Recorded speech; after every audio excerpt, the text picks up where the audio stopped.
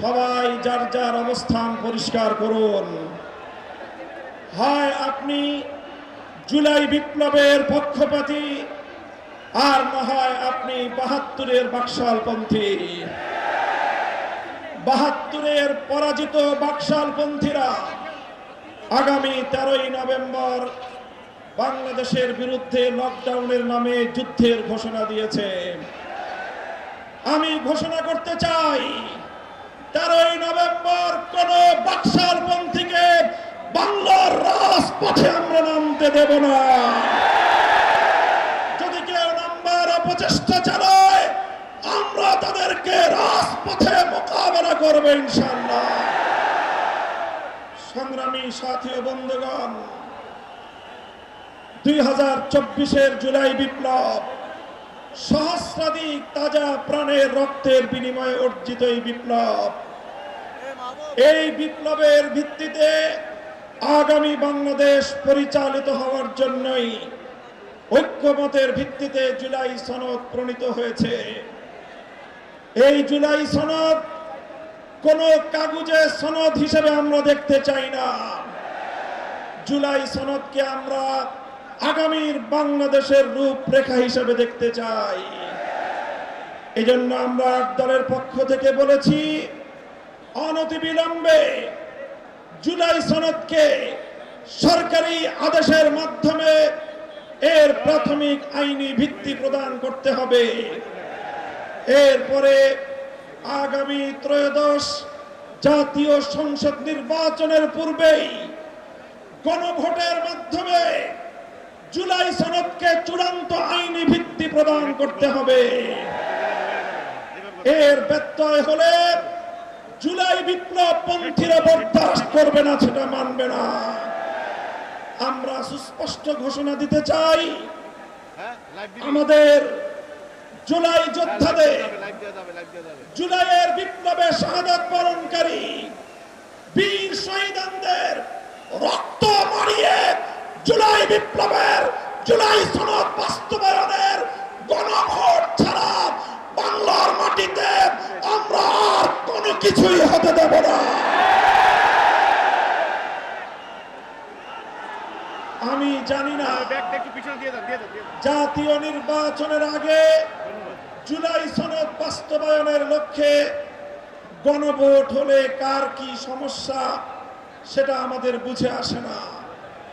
আমাদের সমস্যা হলো, জুলাই সনদের গণভোট ছাড়া যদি জাতীয় সংসদ নির্বাচন অনুষ্ঠিত হতে থাকে, জাতীয় সংসদ নির্বাচন যদি তফসিল ঘোষণা হয়ে বাস্তবায়িত হয়, অনুষ্ঠিত হয়, সেখানে অনেকগুলো বড় বড় জটিলতার সৃষ্টি হবে।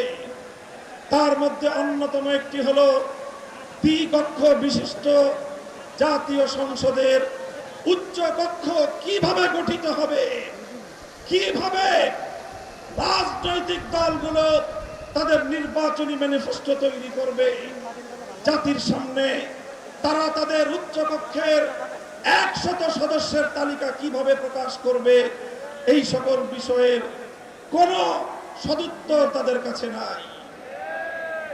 যারা জুলাই সনদের গণভোট, জাতীয় সংসদ নির্বাচনের আগে অনুষ্ঠানের ক্ষেত্রে বিরোধিতা করছেন, আমরা তাদের সমস্যার কথা জানতে চাই।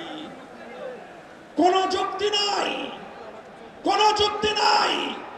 তারা জুলাই সনদের বাস্তবায়নকে ঠেকিয়ে দিয়ে বাংলাদেশে আবার ফ্যাসিবাদ কায়েম করবার ষড়যন্ত্র করছে। পরিষ্কার ঘোষণা করি, রক্ত দিয়ে যেই ফ্যাসিবাদ বিদায় করেছি, প্রয়োজনে আবার রক্তের সাগর প্রবাহিত হবে, বাংলার মাটিতে ফ্যাসিবাদ ফিরে আসবে।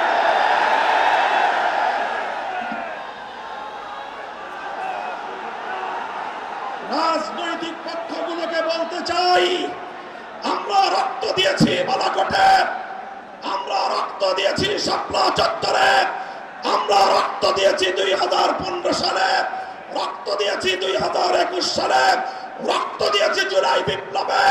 আমাদের মুখোমুখি দাঁড়াবার চেষ্টা করবেন না। আমরা রক্ত দিয়ে অধিকার আদায় করি, রক্ত দিয়ে বাংলাদেশ কিনেছি, রক্ত দিয়ে এই বাংলাদেশের স্বাধীনতা রক্ষা করবো ইনশাআল্লাহ। সংগ্রামী সাথী ও বন্ধুগণ, জুলাই বিপ্লবের আমার সকল সহযোদ্ধাদেরকে আমি বলতে চাই, রাজনৈতিক মতবিরোধ থাকতে পারে, নির্বাচন নিয়ে মতপার্থক্য থাকতে পারে, আপনারা যার যার নির্বাচন করবেন সেটা পরের কথা।